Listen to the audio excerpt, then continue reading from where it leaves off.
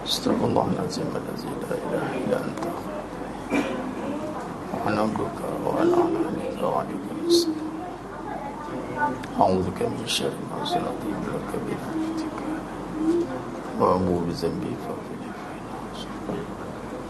illa ta'ala.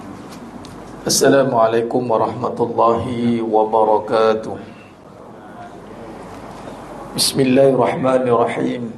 Innal hamdalillah nahmaduhu wa nasta'inuhu wa nastaghfiruh wa na'udzu billahi min shururi anfusina wa min sayyiati a'malina. May yahdihillahu fala mudilla lahu wa may yudlil fala hadiya lahu. Ashhadu an la ilaha illallah wahdahu la syarika lahu wa ashhadu anna Muhammadan abduhu wa rasuluh. Allahumma salli ala sayyidina Muhammad wa ala ali sayyidina Muhammad. Rabbi yassir wa la tu'assir, Rabbi tammim bil khair. Rabbi shrah li sadri wa yassir li amri wahlul 'uqdatam min lisani yafqahu qawli. Allahumma aftah alaina hikmataka wa anshur alaina min khazaini rahmatika ya arhamar rahimin. Wallahu allazi la ilaha illa huwa alimul ghaibi wa syahada huwa ar-rahmanur rahim. Wallahu allazi la ilaha illa huwa al-malikul quddus al-malikul quddus as-salamul mu'minul muhaiminul azizul jabbarul mutakabbir. Subhanallah amma yushrikun. Wallahul khaliqul bari'ul musawwiru lahul asma'ul husna yusabbihu lahu ma fis samawati wal ard wa huwal azizul hakim. Wala haula wala quwwata illa billahil aliyyil azim. Wala manja minallah illa ilaihi. Amma ba'd. Ayyuhal mu'minun ittaqullah. Usikum wa iyaya bittaqwallah faqad fazal muttaqun. Sidang jemaah yang dimuliakan Allah Subhanahu wa taala, mudah-mudahan kita semua tergolong dalam golongan hamba-hambanya yang benar-benar bersyukur. Amin ya rabbal alamin. Alhamdulillah, syukur pada Allah Subhanahu wa taala pada malam yang penuh barakah ni Allah izinkan kita lagi sekali untuk berada dalam suasana ketaatan. Yakni setelah kita menunaikan solat fardu maghrib secara berjemaah, kemudian kita memanfaatkan waktu yang ada sementara menunggunya masuk waktu isyak. Maghrib dan isyak ni kalau disusun dengan priority, keutamaan, aulawiyat, ianya menjadi waktu yang kita kena berikan perhatian. Kenapa kena beri perhatian? Kerana ianya adalah permulaan bagi perbahasan kehidupan kita ni. Bermulanya bila? Start maghrib. Jadi bila mula tu, walaupun ada perbincangan yang mengatakan yang penting pengakhiran yang baik, namun perlu diketahui bahawasanya pengakhiran yang baik adalah mesti bermula dengan permulaan yang baik. Sebab itu Allah SWT seringkali bagi kita ruang dan peluang, yakni dengan reset kehidupan dengan tidur, umpama mati dan hidup balik. Tidur ni mati, mati kecil. Saudara, kalau dalam bab Syama'il Muhammadiyah, bab Maja'a fi naumi Rasulullah sallallahu alaihi wasallam, rujuk dalam perbahasan tidur Nabi sallallahu alaihi wasallam, memang tidur ni perbahasan mati. Saudara bagi mati. Jadi setiap hari kita mati, hidup balik. Berapa kali peluang dia bagi hidup? Itu maksudnya. Kalau 30 tahun, 30 tahun lah. Celik mata, tutup mata. Celik mata, tutup mata. Jadi bila sebut tentang hakikat kehidupan yang sebenar ni, kita dah habis bahas pengajian kitab hakikat kehidupan ni, dah habis dah perbahasannya. Kitab ini adalah kitabnya lah ni. Perbahasan ada, saya print out tu. Dan alhamdulillah sebenarnya dah bersedia untuk dicetak sebenarnya. Tinggal lagi saya tak keluarkan percetakan kerana ada, kita nak tunggu. Dia ni bila penghasilan sesuatu penulisan, bagi saya tidak ada urgensi yang perlu nak dikejar Dan ianya ada waktunya sesuai. Dah lama, sesuai tak sesuai bertahun jugalah. Tapi sampai masa keluarlah dia. Dan saya nak tunjukkan ni lah perbahasan kita. Kitab ni panjang. Dan ni muka depan tadi tu, ini ada yang terbaru punya ni. Ini ada design yang terbaru, hakikat kehidupan. Dan dia telah difinaliskan dan kerjasama insya-Allah dengan Persatuan Ulama Malaysia, UM. Itu cadangan. Apapun perbahasan hakikat kehidupan ni telah pun kita bahaskan. Ada 4 usul perbahasan kehidupan, sehingga kan kita boleh syarahkan kehidupan bersandarkan kepada usul tersebut, asas. Iaitu 4 sifat wajib bagi Nabi SAW: siddiq, amanah, fatanah, tabligh. Ijtihad ataupun perbahasan hakikat kehidupan ni ada ijtihadnya dalam susunan sifat wajib bagi Nabi SAW. Soft, siddiq, amanah, fatanah, tabligh. Sifat wajib bagi Nabi SAW itu jumhur ulama susunan asal siddiq, amanah, tabligh, fatanah. Namun jarang kita ambil perhatian tentang sifat itu, bagaimana kegunaan dia. Kita faham ianya kegunaan pada perbahasan sifat wajib bagi Nabi SAW. Walhal ianya rupanya perbahasan yang besar jemaah sekalian. Ianya perbahasan membicarakan tentang kehidupan bersandarkan sifat wajib bagi Nabi SAW. Ianya satu kajian. Dia perlu dikaji. Tentang kehidupan ni perlukan kajian dan pemerhatian. Akhirnya dapatlah kefahaman yang benar. Adapun agama perlukan kefahaman. Agama tak perlukan kajian, kerana agama telah sempurna. Perlukan kefahaman, nak bagi faham ya. Dan minta Allah bagi faham. Itu saja. Yang nak bagi kita, yang menghalang kadang-kadang kefahaman agama ni adalah kehidupan lah. Bila kita tak faham kehidupan, agama dipinggirkan. Tadi saya ada kelas. Saya masih lagi belajar, mas sekalian. Belajar ni tanpa henti. Saya niat saya belajar sampai mati. Selagi hayat di kandung badan, biarlah mati sebagai penuntut ilmu. Antara yang takkan habis mengaji ni, yang sungguh yang tak habis, saya sedang qiraat, pengajian qiraat 14 riwayat, 7 qiraat 14 riwayat talaqi. Setiap ayat talaqi 30 juzuk dengan Datuk Syekh Salihuddin Omar Qari. Beliau adalah pemegang sanad jama'i, kaedah jama'i, jamak tertinggi setakat ni. Saya kata umur pun dah 70 lebih, 75 dah. Ulama senior lah. Kata senior lah. Dan nama beliau ada dalam Masaf setiap Al-Quran tu, ada nama beliau, Lajnah Pentahsih Al-Quran. Ada 30 orang. Dan beliau pernah menjadi pengurusi kepada Lajnah Pentahsih Quran. Dan kalau dalam musabaqah ni, kalau antarabangsa tu ada 3 orang panel daripada Malaysia yang sentiasa ada. Salah seorangnya Tuan Guru Datuk Salihuddin Omar Qari. Mengaji lah seminggu sekali. Baru juzuk 1 Al-Baqarah muka surat 23. Seminggu sekali satu ayat. Kadang-kadang ambil masa 30 minit satu ayat. Saya tanya, Tok, bila nak habis? Sampai mati tak habis ni? Bagus dah sampai mati tak habis. Ya tak ya. Kita ni nak cepat habis je. Tuan-tuan jangan mengaji kan cepat habis. Nak gimana? Biar lambat tak apa. Biar lambat sasaran, biar mati dalam menuntut ilmu.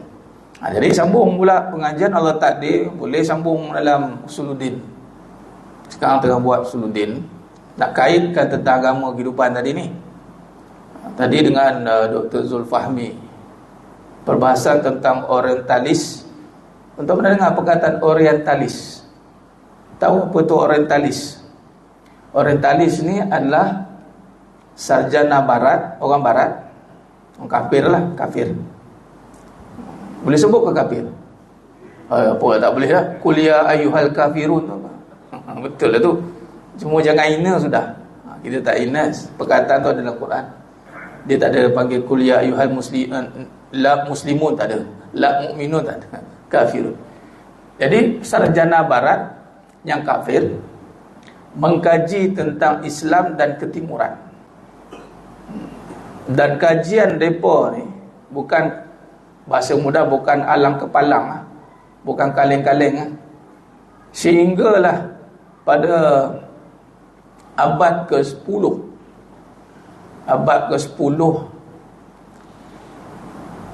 tahun 1211 masih, abad masuk ke 12, yang bernama Peter V. Venerable, nama dia Peter V. Venerable ni, dia mengupah seorang orang Jews yang belajar bahasa Arab untuk tafsir Al-Quran pertama dalam bahasa Inggeris. Terjemahan tafsir ini, bukan tafsir itu, dia terjemahkan, dia kaji, dan banyaklah perbahasan dia. Dan dia ada 5 era. Jadi tadi habis lecture untuk bahagian doktor, 4 jam lecture. Bulan lepas, bulan ni, era pertama, era kedua, era ketiga, sampailah era yang kelima sekarang ni. Orientalis ni ada pemikir barat yang mengkaji tentang Islam dan adab ataupun ketimuran. Dia abad sampai yang kelima ni, sampai sekarang dia panggil American Century. Dia ada Europe Century, kemudian kolonial. Dia ada fasa-fasa tu. Tapi nak ceritanya mas sekalian, mereka ni rupanya gigih mengkaji tentang kita. Mengkaji, nak memahami, dan apa dia mas sekalian? Selepas tu apa dia buat? Menakluki.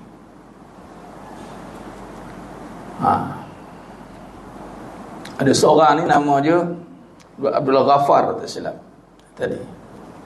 Dia ni dalam fasa Aceh. Dia start kurun fasa keempat.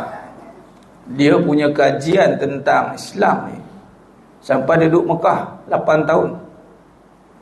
Sampai dia belajar qiraat, hafizul Quran, dan dia masuk untuk menumbang. Kalau lepas kerajaan Melayu Melaka tumbang, Aceh yang kedua, Aceh lambat sikit. Tumbang tu bukan dengan lawan pedang, tak, dia masuk lagi dalam. Dia kaji apa saja maklumat ilmu yang ada pada Islam. Dan ini satu perkara yang bagi saya tadi, bila saya tengok, ini satu semangat untuk saya mendalami lah kaji mereka. Dia panggil orientalis, kita occidentalis. Kita lawan balik, tapi sangat baru bagi kita. Mereka dah ada dah, fakulti di Oxford ada, kesusastraan Arab di Harvard ada.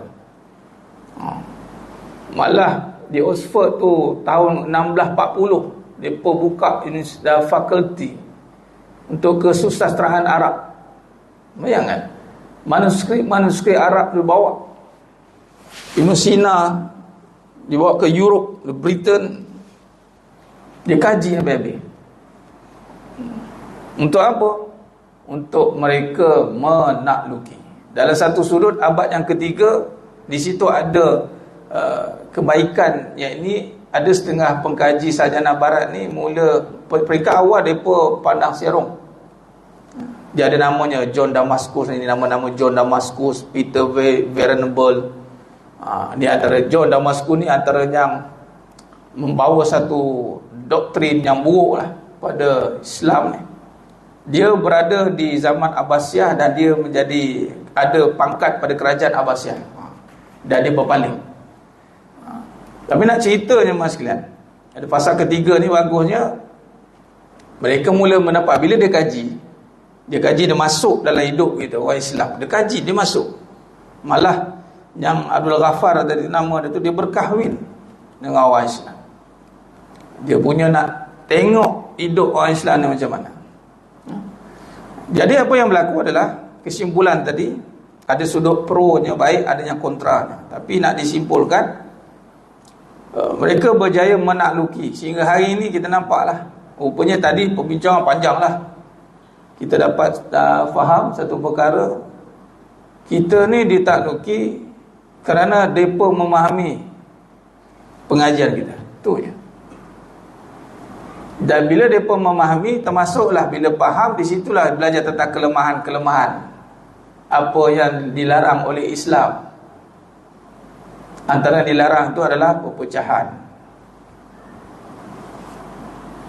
benda-benda khilafiyah diwujudkan. Ada pun ada ikhtilaf tu ada pun ikhtilaf fil Islam tu ada. Tapi masalahnya perbahasan ikhtilaf ini dihadapkan dengan satu keadaan yang memasukkan perpecahan. Ini masuknya gitu. Jadi daripada kehidupan ini mas sekalian, caranya bila saya tergerak, Allah gerak nak sambung perbahasan kehidupan ni. Sebab kita nak kontrol balik hidup ni dengan pahaman-pahaman tanpa sedar. Bila saya tengok rupanya kita ni telah dipisahkan hidup beragama, dipisah tanpa sedar. Sampai tahap macam kurung kelima ni mula dia kaji tentang Islam secara general. Dia masuk kurung keempat kelima ni dia kaji elemen-elemen detail sampailah cara hidup yang detail. Dia panggil area study, dia panggil fokus. Memang detail, dia kaji satu-satu. Sehinggalah dia boleh menukar. Bila dia dah tahu, dia tukarlah. Kita nak tukar macam mana tak tahu. Tapi dia pun boleh tukar sebab dia pun tahu. Tukar pula kadang benda yang penting-penting. Jadi dipendekkan cerita, ni permulaan lah. Tadi pun doktor kata ni satu tugas berat. Memang pengajian ni berat sebab dia melibatkan tahun-tahun fakta-fakta yang perlu kita tahu. Termasuklah isu Palestin pun dicerita tadi. Ada isu dia panjang antara perjalanan Yahudi ni. Dia menguasai Britain dulu. Dia antara yang masuk ke Britain jadi Perdana Menteri yang pertama tahun berapa saya lupa. Dan start tu dia kuasai banyak jajahan, dan pelan-pelan dia kuasai semua sekali. Sebenarnya mereka dah buat bahasa mudah, mereka dah lama merancang, kita yang lelai. Itu je lah, itu bahasanya. Atau perancangannya macam tadi lah, mereka sanggup spend masa mengkaji. Sebab tu kita kena dimasukkan antara perkara yang saya dapat di situ. Mudah-mudahan sifat ingin tahu kita ni, nak berilmu, nak menuntut ilmu tidak dipadamkan. Jangan kita numpu pada beramal je lah, tahu-tahu sikit-sikit udah. Jangan mas sekalian. Sebab kita ada generasi, kita ada pelapis. Apa buah fikiran kita nak bagi kat pelapis kita, anak-anak kita, generasi kita. Mereka sangat jaga benda-benda ni. Jadi macam mana nak mewariskan doktrin atau pemikiran kita kalau kita tak banyak memerhati, mengkaji, dan kita terhenti dengan beramal je lah. Jangan mas sekalian. Amal perlu diteruskan tanpa ada titik noktah. Atas pada amal ada ilmu. Ilmu perlu diperhalusi, diperdalami. Bila saya tengok pada kajian orang talis ni, saya cakap Masya Allah, subhanallah. Mereka ni memang ada satu semangat yang luar biasa, yang didorong untuk mengetahui dengan azam untuk menakluki lah. Dan kita pun samalah, kita nak mengetahui, nak menakluki balik lah, nak takluk balik apa benda yang dah missing in action, hilang. Permata yang hilang bagai contoh. Ini kita dah hilang ni. Kita dah hilang kekuatan kerana satu je, kita kurang pengetahuan. Kita lebih kepada dengar-dengar, tengok-tengok. Sebab tu Islam ni memang dah suruh dah kaji. Iqra' tu. Iqra' bismi rabbikal ladzi khalaq. Kaji, terutama dalam bab kehidupan. Maka di situlah perbahasan hakikat kehidupan ni dikupas. Panjang sebenarnya perbahasannya, tak berhentilah selagi mana ada kehidupan. Lalu berbalik pada tadi, bila kita kaji kehidupan ni sekarang, masa yang kita jaga, kesimpulan pada kehidupan ni dia pergi pada masa, dan masa kita kena susun balik masa dan faham pada kedudukan masa. Yang utamalah menjaga susunan balik masa tu, maghrib isyak sebagai contoh. Supaya kita tak jadi benda yang buang masa. Mereka pun tak buang masa, kita pun tak nak buang masa. Malah kita nak pergunakan masa supaya kita tidak duduk dalam golongan yang Allah kata rugi. Wal 'asr innal insana lafi khusr illa alladziina amanu. Dan mereka ni memang menghampiri tetap akan rugi sebab mereka tidak berpihak kepada iman. Kita ni berpihak kepada iman, tinggal lagi nak menghayati iman atau tidak, itu saja. Maka iman ni kita hayati dengan masa, dan masa kita masuk dengan ilmu. Dan Allah kata rugi dia bagi orang semua kecuali orang beriman dan beramal soleh. Dan ayat Al-Asr ini itu sebenarnya spesifik turun asar atau asar. Rugi tu letak pada asar. Asar ni apa? Wusta, atau yang tengah.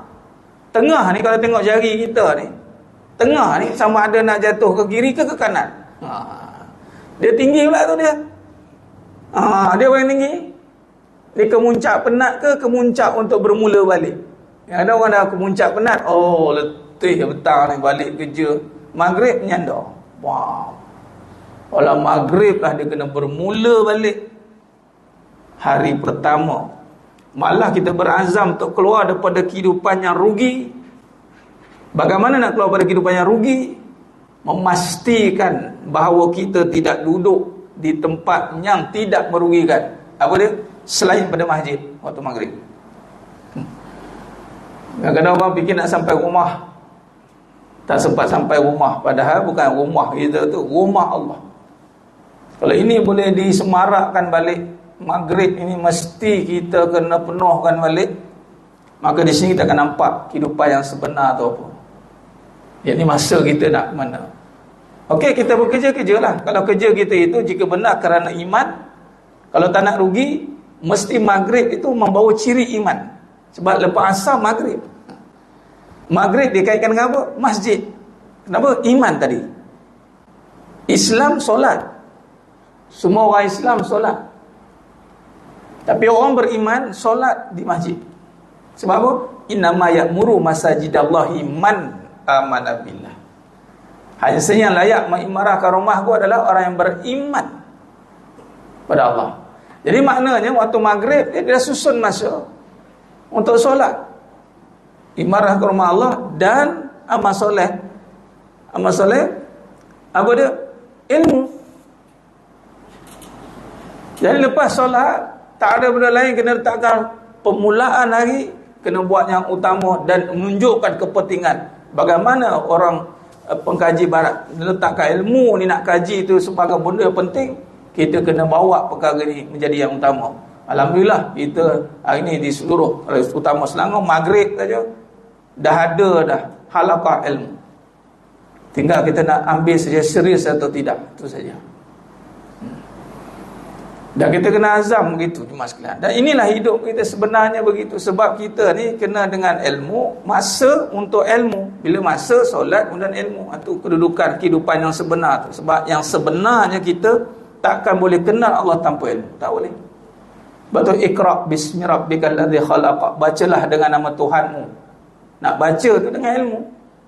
Maka ilmu ini kita kena semarakkan kembali, hidupkan, suburkan kembali dengan tadi niat sebagai talibul ilm, penuntut ilmu, dan memulakan hari kita dengan menuntut ilmu. Solat dah pasti wajib. Lepas wajib, buat lagi yang wajib. Barulah jadi kemah. Menuntut ilmu ni bukan sebab kita tahu, sebab dia tuntutan. Ni saya dah tahu, ni bukan soal saya dah tahu. Menuntut ilmu tu tuntutan.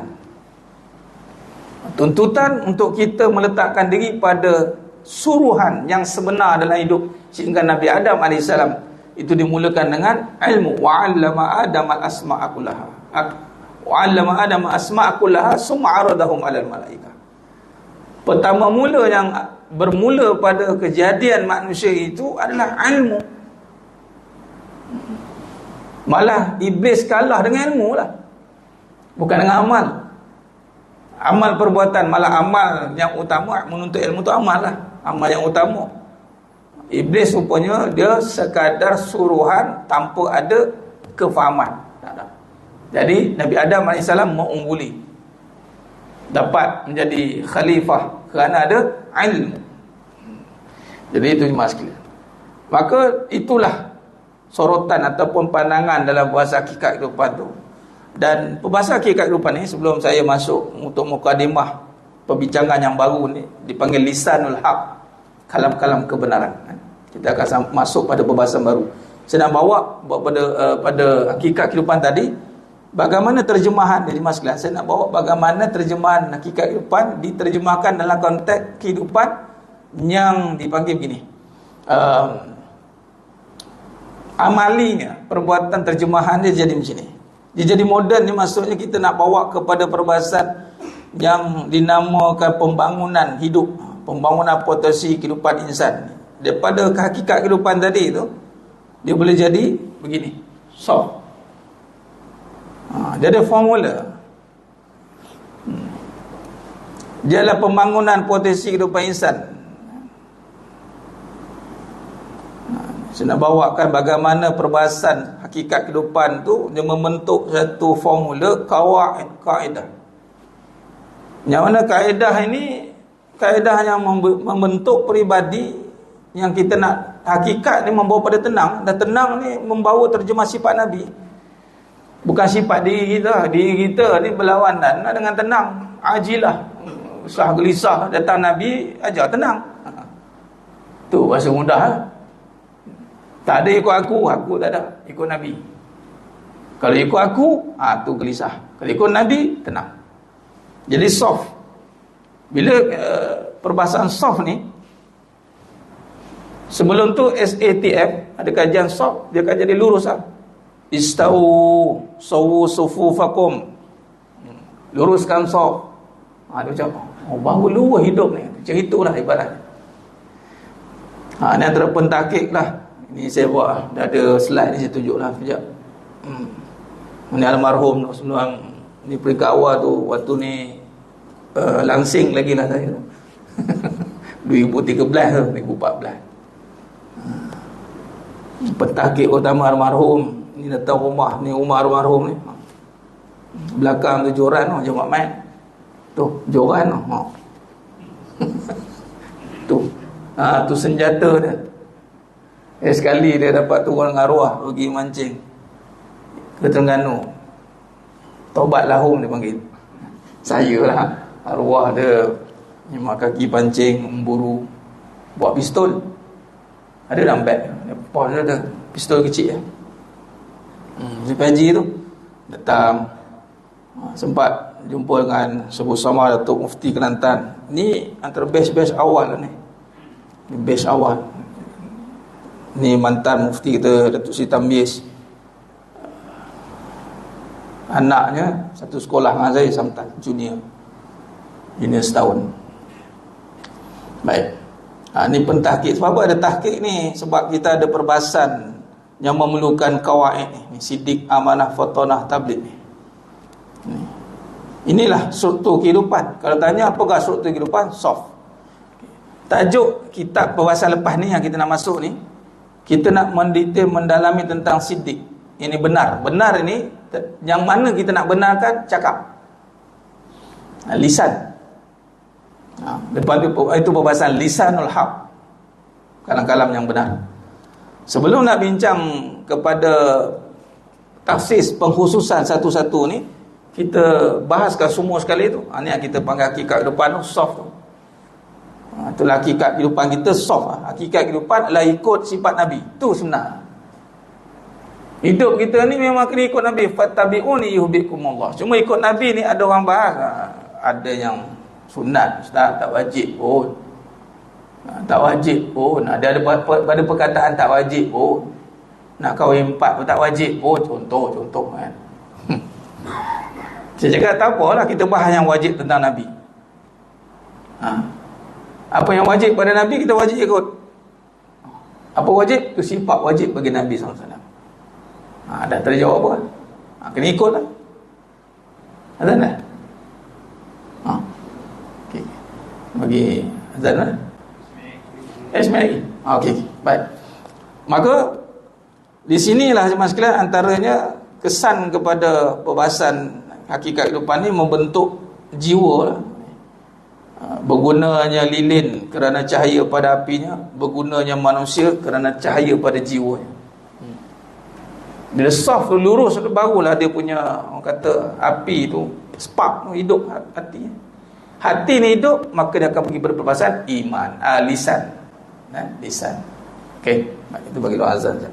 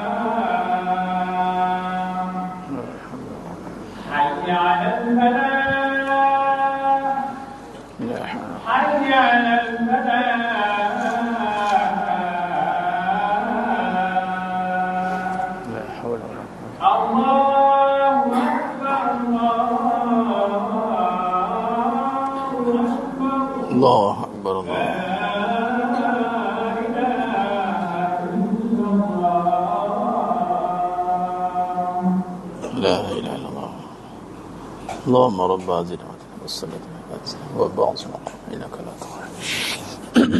Allahumma salli ala sayyidina Muhammad wa ala sayyidina Muhammad. Sedang jemaah yang muliakan Allah SWT. Khair. Sambung sikit, betul kita buat kesimpulan dengan masuk mukadimah sikit, kita tutup. Baik. Hasil pada sambung pada perbahasan hakikat kehidupan ni, dia akan membentuk satu, saya namakan diagnosis lah, muhasabah. Kita ada kaedah untuk bermuhasabah hidup ni. Diagnosis. Maksudnya perbahasan yang kita bincangkan selama ni sebenarnya dia tidak habis kat situ. Dia boleh dibentangkan kembali dalam struktur begini. Akhirnya bermatlamatkan hidup yang tanpa sepadan. Kita ni memang kalau pergi tauhid ni dia tak ada sempadan. Dia terus pada Allah. Dia tak ada perantara. Memang tak ada sempadan. Ini kita bergantung terus pada Allah. Bila kita bergantung hidup terus kepada Allah, apa yang berlaku? Bebas tekanan, hilang keraguan.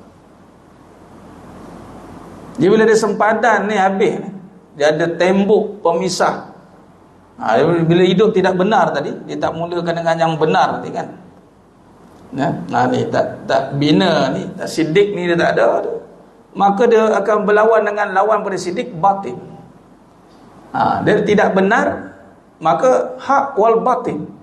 Apa yang berlaku pada batin ni adalah pada perbahasan lisan. Ini yang kita nak sambung perbahasan kita pada nanti, masuk pada perbahasan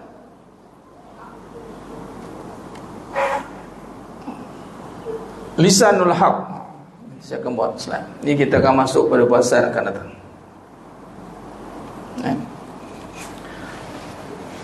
Bila manusia ni dia tak bawa kepada perbahasan bermula dengan kaedah Nabi SAW, dia akan jadi macam serba tahu.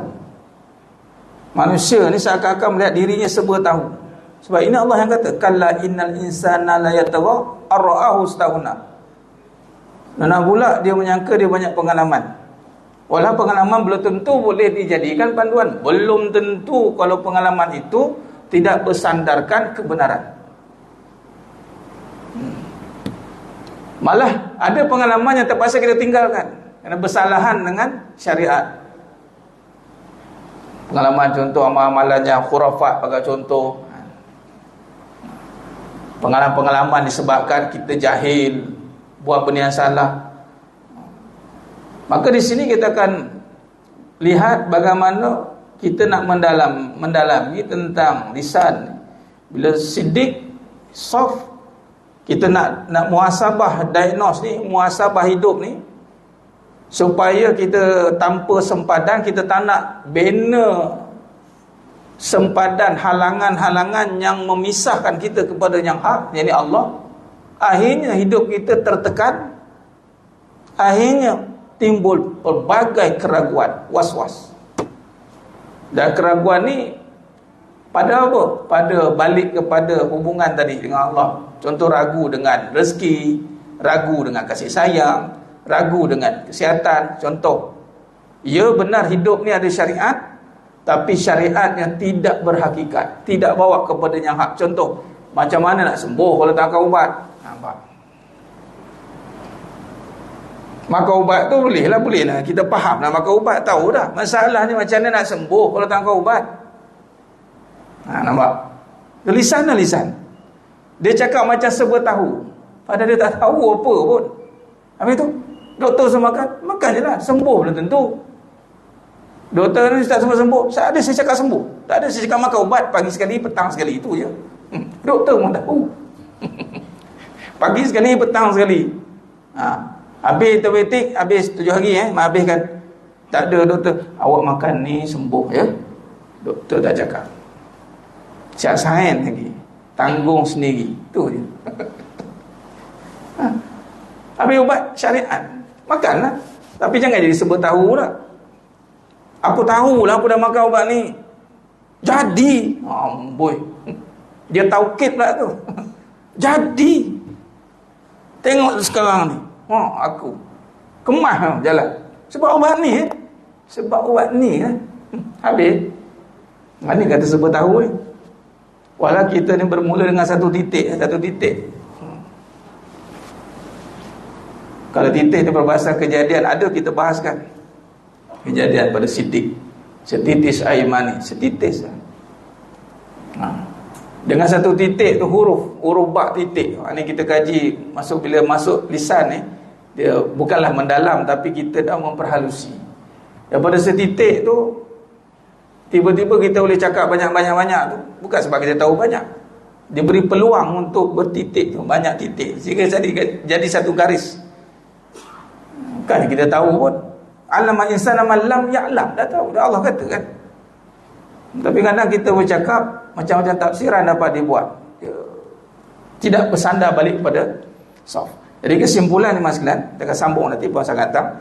Daripada modul berkait dengan elemen, ini modul pertama, ataupun saya namakan modul ni kaedah. Senang kita faham modul tu, kecil tak apa, nanti akan datang, nanti saya akan bawa pada slide macam tadi, senang nampak. Dan kita akan ada gambar rajah mudah untuk kita tangkap sikit. Soft ni iaitu Siddiq yang merujuk kepada surah Al-Alaq 1:5. Manusia hanya sekadar diberitahu saja. Bermula kita ni tidak tahu. Maka wa man kana yu'minu billahi wal yawmil akhir, bila tak tahu, sebab tu Nabi kata kalau beriman pada Allah, bercakap baik atau diam. Jangan bercakap benda yang nak ulah juga. Ni masalah. Dan kita nak cakap pun mesti yang baik. Kalau buruk jangan. Tapi kadang yang buruk ni nampak baik, macam tadi cerita pasal ubat kan, macam serba tahu cakap. Dia tak tahu, diam je lah. Orang tu sakit lah, kita tak payahlah nak syarahkan sakit kau makan ni sembuh je jadi, insya-Allah dia sebutkan insya-Allah, tapi dia nak menekankan jadi lah. Baik-baik dia, wallah alam, tak apalah, kita ikhtiar, wallah alam, nantilah. Tak apa, nanti saya tengok. Dia orang yang faham hakikat kehidupan ni, dia tak sewenang-wenang bercakap. Macam tadi saya jumpa para faqih, para alim ulama. Wallahi mas, kalau kita diam, dia diam. Kalau kita diam. Ada sekali dulu diam. Sudah. Balik kan? Dia akan cakap bila kita tanya. Dia baru dia start cakap. Dan dia tanya pun cakap habis-habis yang dia tanya tu, habis. Tu je. Dia bukan jenis yang banyak cakap lah. Tu je. Habis Ustaz takkan tak boleh banyak cakap. Ya cakap dah yang banyak, itu yang baik-baik. Tu maksud dia. Bukan diam terus je. Maksudnya yang baik. Itu yang kita nak tumpukan pada lisanul haq ni. Baik, insyaAllah itu saja mas sekalian di perbahasan yang baru. kehidupan kita dah bincangkan. Kita akan masuk pada perincian pada fasa yang pertama, iaitu siddiq, yang menjurus kepada perkataan yang nak dilontarkan mesti selari dengan hakikat, ini selari dengan yang hak, yang benar. InsyaAllah kita akan sambung pada siang akan datang. Wallahu alam. Ampun maaf dari saya kekurangan, terkasar kata tukuran bicara dalam penyampaian. Hanya Allah Ta'ala sajalah yang mampu menyempurnakan perbahasan kita pada malam yang penuh barakah. Aku lakukan hadza wa astaghfirullah azim li wa lakum wa bila taufiq wal hidayah. Assalamualaikum warahmatullahi wabarakatuh. Tangguh dengan tasbih kafarah suratul Asr. Subhanakallahumma bihamdik asyhadu an la ilaha illa anta astaghfiruka. Bismillahirrahmanirrahim. Wal 'asri innal insana lafi khusr. Illal ladzina amanu wa amilus solihati tawasaw bil haqq tawasaw bis sabr. Wallahu a'lam bissawab.